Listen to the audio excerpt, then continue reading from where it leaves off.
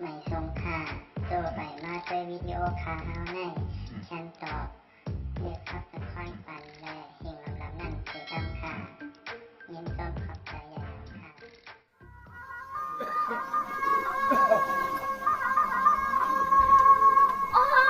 ดิข้านาดิขันซาทาไลยันในน้ำคาเดยันพลอยที่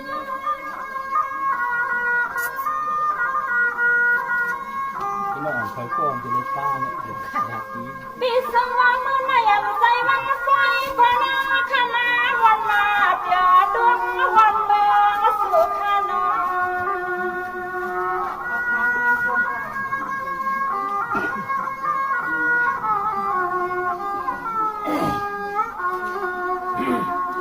เมื่อในรางวัลค่าสมนาดีค่ะ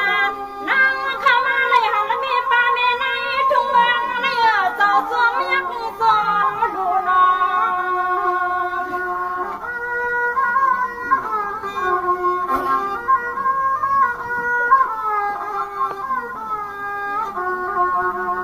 อันเมื่อวันไหนเปลี่ยนไว้วันทอรันเมียตีข่าววันนี้นางก็มาในดวงมาดองแวงที่สู่โตสวง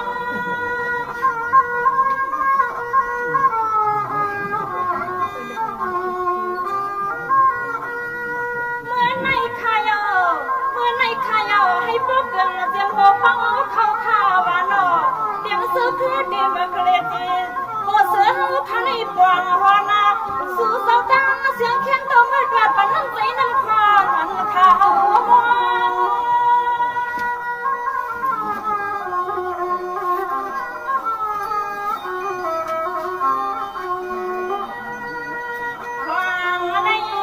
ฟังในฟังนั่งยิ่งได้มาเมื่อพันแม่ยาปีน้องสาวเดือนทุ่งแมงในอับเยอนางยังเปรกะดังนางเอาไปกบยุ่งบ่ดีเขาเลย เดี๋ยวจะว่าเป็นคนที่คนเราที่นั่งอ่ะมีน้องว่า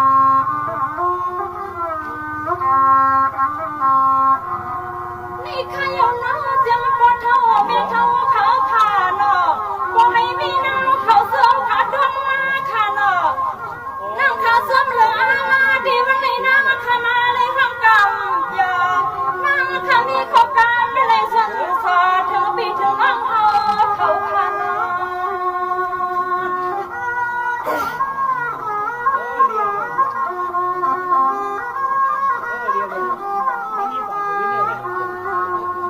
เมื่อในสำเร็จพรน้องข้าสำนาอยากการรักใครนะปีหน้าข้าวสะดังเสียงในกล่อมสังเย็นละเงาเอาเลยเปลี่ยนต้นใจต้นข้าดีแห่งของน้องเขามี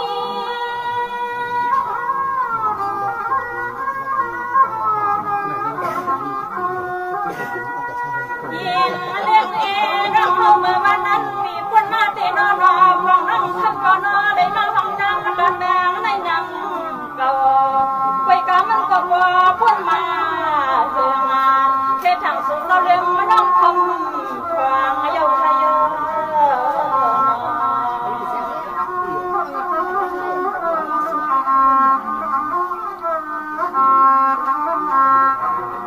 เมื่อทุกคนมา10 ปีปอยาวทาดอกเศร้าปีปอกังน้องเป็นสาวมองยางต้องสำเร็จหมดกันค่าเดือนนอน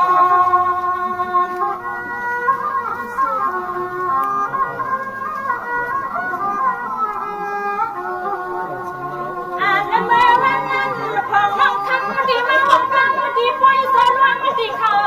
อันดีจังสามีกำมือแม่ทุ่งแห้ง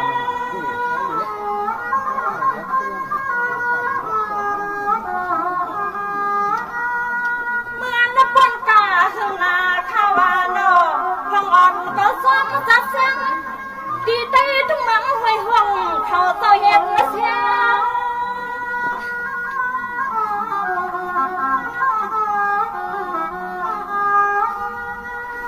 กุยกะมันก็หึงเยอะนออันในกุยกะมันก็หึงเยอะนอนั่งก็ขึ้นไหลมาพัดวันไหลกุยกะใส่นั่งขาสำทุกคนขึ้นวันหันไว้วันละเมื่อเก่าก็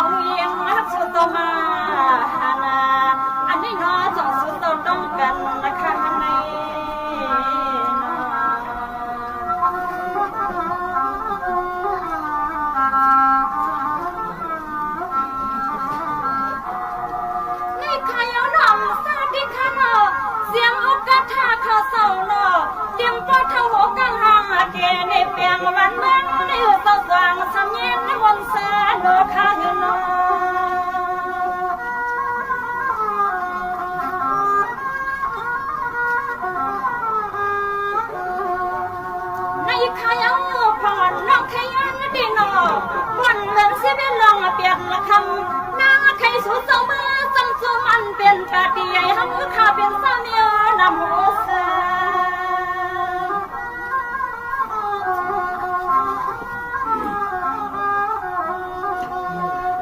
เลยนั่นละของตัวยินหักคือเลือดใจเขาอันนี้นังก็มาวังการมาสอนเด็กพี่น้องเราคืน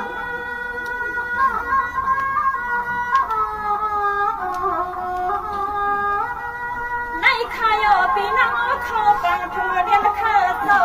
อันเขาข้างร่างยอโบเข่งปีวันนั้นสิ่งในเด็ดดังโตข้าควันวันไหนวันหน้าบุตรเดียนสู้เจ้ายังอย่าไปเลือกมาขนาดไปเลือก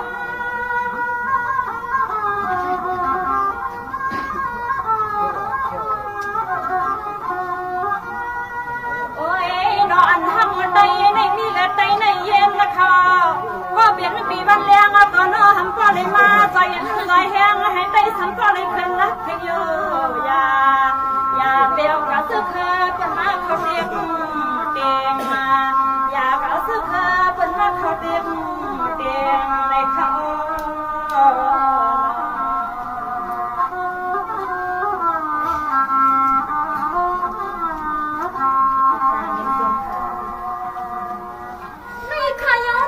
พี่น้องเข้าปังเธอลินมาข้าโนนั่งหัวเฮาขาปอดีหมอหังอันเสือขึ้นเฮากุ้ยขาโนในกว่าสองลาก็เปลี่ยนอันบาซ้ำปีละถ้วยเตะสองที่มองบังคำมาอยู่มันยาไว้หนามันก็มาซอยไว้ซอยด้วยเด่นทุ่งเมืองว่าปลายข้าวสวรรค์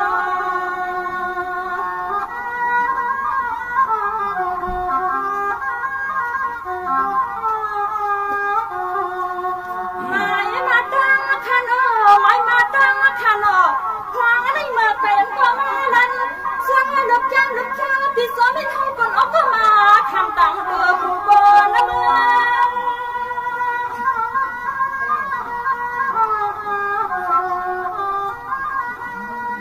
ในขายเสียงหัวเป้าเขาลูกไส้วางจ้องฉันหลอกหลันเนี่ยพี่น้องให้ซื้อให้ใส่ที่ไหนเพราะว่าการเนี่ยก็จุ่มใส่ก็เพียงหน้าตัวยังอย่าไปเฮืองเบก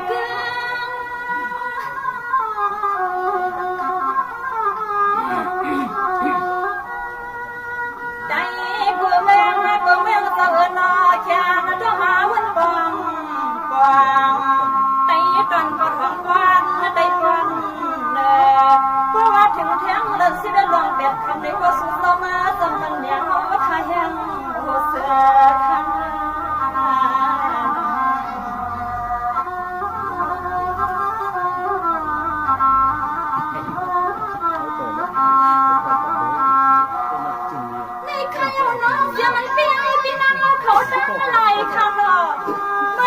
เปลี่ยนสายมาไปนี่เฮาจะเฮาทางในดวงป่องว่างกว้างแม่เสียในดวงป่องเฮาห้างกว้างเด็กข้าง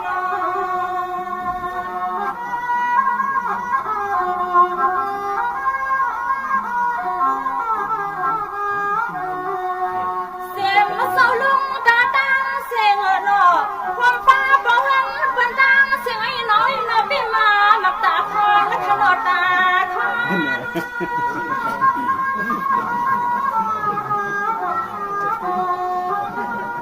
เมื่อในผ่อนนั่งยันเย้ายันเลือกบอกหลักกาแต่นายเนี่ยก็แค่หน้าตัวยังอย่าเปลี่ยนจังขนาดเปลี่ยนจัง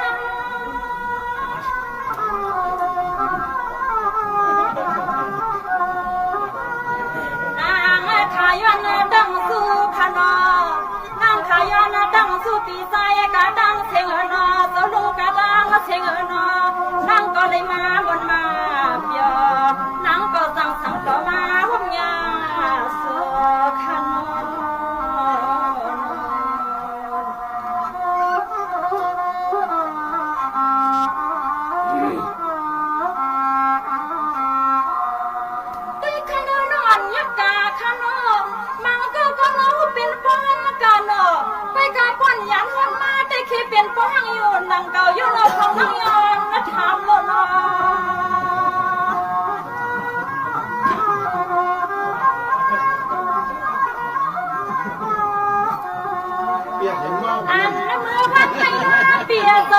สูงสังเกตเทียมมันยังบ่ร่างมายังจึงยังซาแต่ปีมายังจึงให้ใส่มีเมืองเชี่ยวคำเขาพูดให้ยปีเขา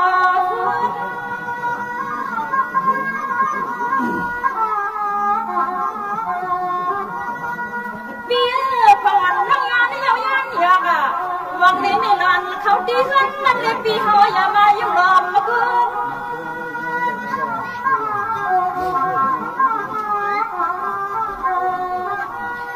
โอ้ยน้อวันไหนไม่เมืองเสียวคำเดียวไอ้ปีมาเลยหันปีน้องทุ่งเมืองในมันอับล้วนวนแซ่เดียวปีเพราะว่าสังเปลี่ยนสังญาเปลี่ยนเมืองเสียวคำเด็กคำน้องหรือใครเมื่อละสังว่ามีก็มาห้องสูเล่เอาใครอยู่เก๋ๆเห็นไม่นายเท่านั้นไม่เห็นในความเขา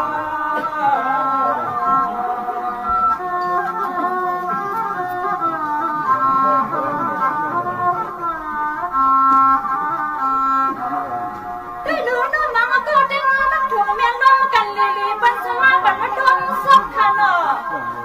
มันถูกเมียน้องลีปันมาปันดมสักดมกลางขนางวันนำฟังทำหน้าสุดโซ่ทานและใส่ข้าลงน้อ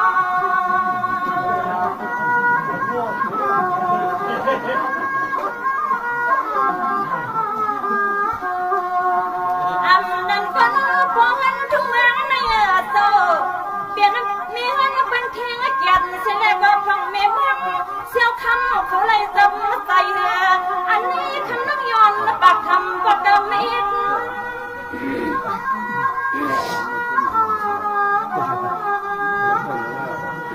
ปีน้องอันปีดกกว่ามาเธอสู้ปีอยู่ตอนเมืองปีสู่เสาสังในเนี่ยก็คำน้องได้ทำทิ้งเสียงใจเสียงคอกับพนักงานแต่ทิ้งออกบอกเดิมมิด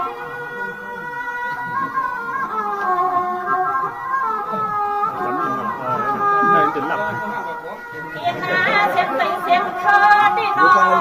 พี่จะใส่เสียงคอได้น้องบอกกันความเมืองในต่อด้วยหน้าตาได้น้องหางมายุ่งสุดยุ่งซาดปีมายุ่งหมดยุ่งมันก็เขามีแมงเสียวคำควางเขามีแมงเสียวคำควางได้หลวงใน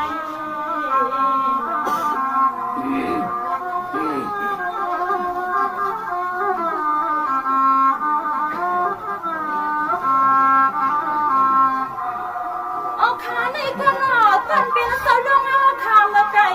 แค่เป็นสาวนางมาว่าลาสุดสาวลุงสังวังเมียวสังวคานอ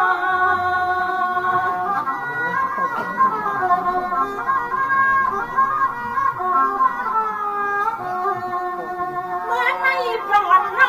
ข้าสุดโตได้ทำเงินยมันยาเพราะในข้าสุดปีเงียนนักกังพวงนี้นะข้าขึ้นยังให้สาวลุงสัมปอผัดยาเท้าขยุในยานเป็นชื่อแล้วเหรอทางนี้ว่าน่าคนไทยสาวลุงสอบแล้วมาสาวลุงข้าเขาเปลี่ยนผูกแกในเตียงในวันในหาดดอนนางกำพูดเสียงขนาดนางข้ายอมไม่บักเอาทางลามาคุย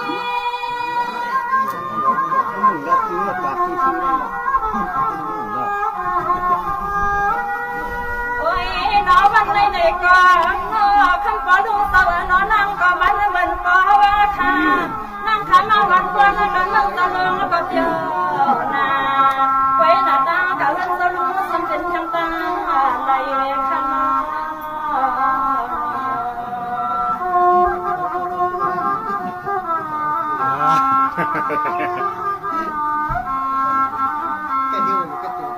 นี่ก็นอสาวต้องเหลือนอปีสลาเพราะอันดูยัง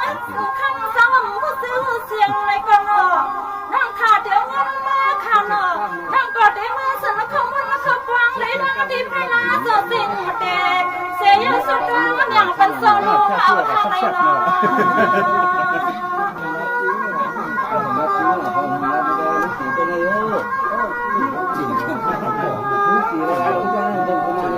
อ่านน้ำมาวันในสาวลุงสาวหล่อ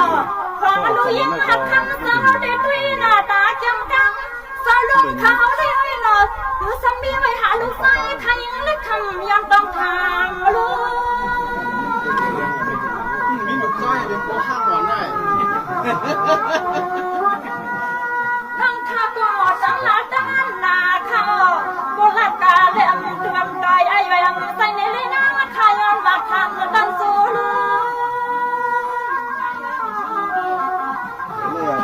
ก็บนั่นน่ะสั่งทำดีๆน่ะก็ไม่ได้ทำดีๆอ่ะตัวเก่งนั่นแหละ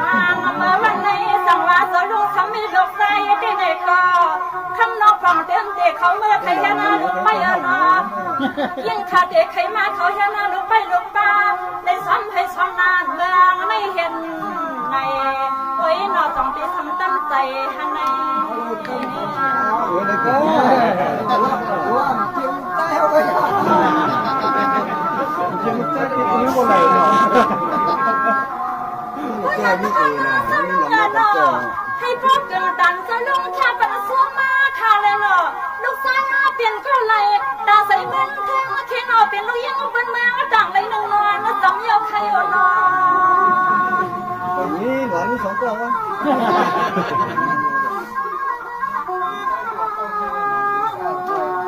อันในคำสาวลุงสาวเนาะพี่สมาสาวลุงเลยมีลูกไปลูกป้ากว่าเลยกา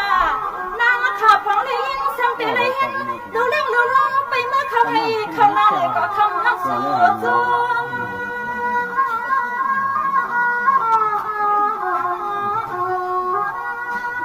ความในนอสาวลุงสาวนานข้าสู้ยังสู้ข้านางเรายิ่งขับสู้เราเลยก็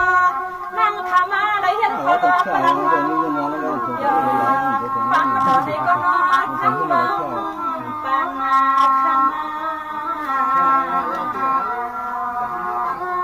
เรายังก็แบบนี้มันร้อนใจเตรียมกันดีครับ ไม่ก็นอนจะแค่มันส่งมาส่งมาข้างนอกเป็นไม่บ้าตั้งไหลนะคะตั้งเลี้ยงมาส่งกระดังวังตั้งรอหาไม่เป็นวันนอน ถ้าหลุมนี้น้อยแหน่เนาะมันไม่รู้แหน่แล้วหลุมนี้มันเนาะผมนั้นบ้านที่มันเป็นงูเหรอมีอะไรพี่หนูให้ข้างอะไรไปก่อนว่าเราไม่ถึงบ้าน สวยงามมากอย่างยังคำรู้ยังคำปากในนอนที่ยังสมมาตาอันในเสื้อปังทำเป็นเสื้อนักคำเรียนนักข่าวเรียน นี่ปั้นไปหมักนี่เหรอไปใจกันมาที่ห้องพาปั้น ในคนน้ามาตั้งคนน้องขายักกาหน้าห้างว่าป้าเสียงอ่างที่จังใจข้าอยู่นอกสาวดวนเมืองเฮ็ดข้างทานังทำตัวขันหัวทามด้วย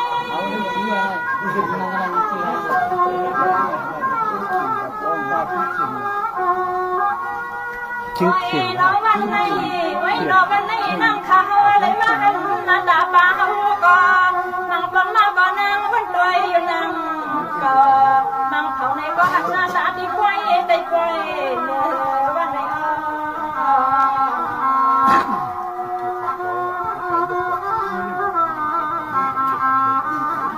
ใช้ห้องปั้นหมักอะมากันว่า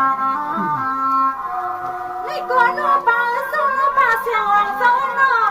นี่นั่นเป้าแค่ปันนั่งมาค่ะเนาะให้ป้อมานะยังอันมีมานะมีพุ่นลิบพุ่นตาเป้าเลยนะมาลาค่ะนางสุดดองเบียง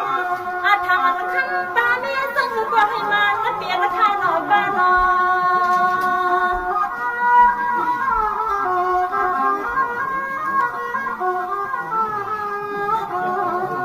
ในข้ายังฟังอันดูยิ่งหักขันตั้งก็จมลานาให้พ่อได้เป็นญาติกาสายปีกนั่งฟังเคอเลี้ยวในฟังเลยยิ่งขาดที่สุดตัวแต่ในวันขนาดไหนวะ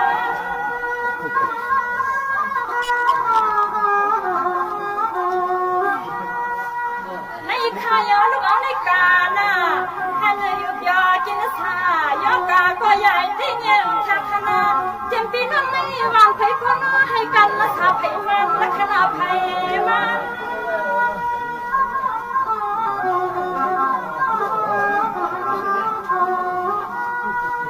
คำขานางเลยมาวันเมืองในเสดสุดเท้าขามาได้พักกันแม่ยาก็นั่งขาจมมาจมมาดิ้นอีกค่ะ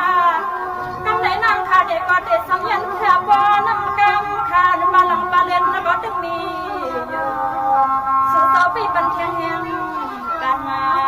สุดเท้าไปปันเทียงแห่งกันนะคะมา